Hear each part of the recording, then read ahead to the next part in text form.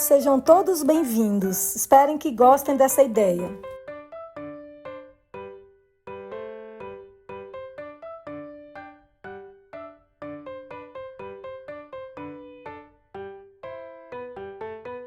Eu vou usar guardanapo para decoupagem, mas você pode usar adesivo, gente. Pode imprimir alguma imagem da internet, o que você tiver, até tecido, gente. Se você tiver tecido, você pode recortar uma flor, alguma coisa do tecido para esse trabalho. Eu estou usando água para fazer o recorte.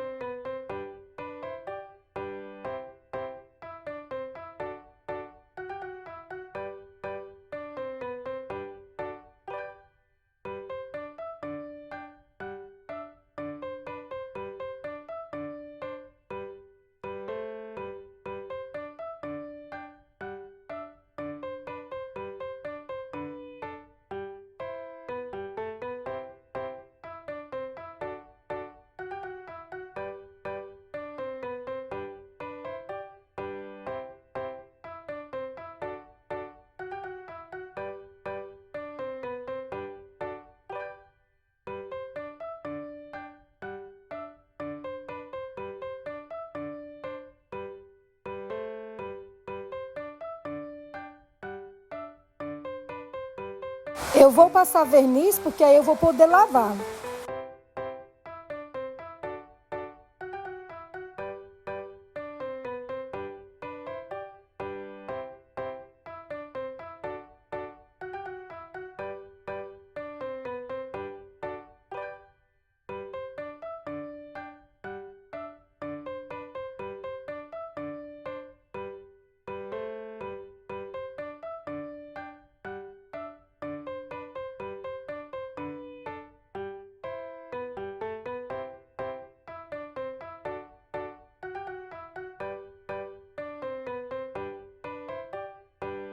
E esse é o resultado final, gente. Eu amei essa ideia, eu amei mesmo.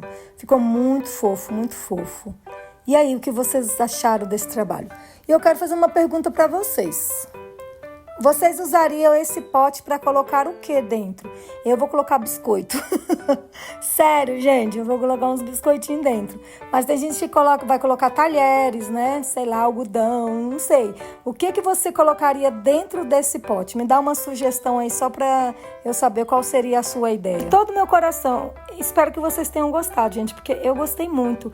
E assim, você vai decorar o pote, tipo o EVA, com o que você tiver. Se você colocar um girassol, aí claro que sua estampinha, né, vai ser amarelinha. Então a parte do EVA é para combinar com o adesivo que você colocar. Espero que vocês tenham gostado desse trabalho, gente. Deixa aí o seu like para apoiar o meu trabalho e aproveita e se inscreva no canal. Beijinhos!